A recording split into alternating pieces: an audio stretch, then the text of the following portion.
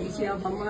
တိတ်တော့ပြောကြအောင်ဆိုဆရာလည်းကျမ်းမာရေးမကောင်းတော့ဒီတောင်းမရောက်တော့ဘူးဟုတ်ကဲ့ကိုဗစ်ထံမရောက်တော့တာပေါ့နော်ကျမ်းမာရေးမကောင်းတော့ဒီလိုတပည့်နဲ့အမှတ်တရနဲ့ပေါ့နော်ဒီလိုကြောတာဟုတ်ဆရာအများကြီးဝင်းနေတာတွေခုနေယူပါတယ်လို့နော်ဆရာတို့ဒီ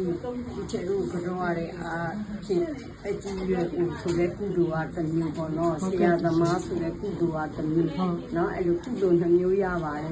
လို့အဲ့တော့စာမဲချောင်းမဲချွေးနေကြတွေကဆရာသမားကိုကြောရတဲ့အတွက်ကြောင့်နော်ကျမ်းစိတ်ကောလူရောကျမ်းမှာချမ်းသာပြီးနော်တနေ့ရှားစီပွားလူလက်ပကားလေးတူတဲ့အောင်လုပ်ငန်းကိုင်ငန်းနေတဲ့အဆင်ပြေပြီးတော့လို့စိတ်ချမ်းသာကိုကျမ်းမာတာနဲ့နော်အသက်ရှင်ကြပါစေလူအင်ဆန္ဒတွေအဝဝပြည့်စုံရပါစေလို့ဒီဆရာနော်ဒီတပည့်တွေအားလုံးပေါ့နော်အကသာနဲ့တောင်းတာတပည့်တွေအားလုံးကိုလို့ဆုတောင်းပေးပါတယ်ပေါ့နော်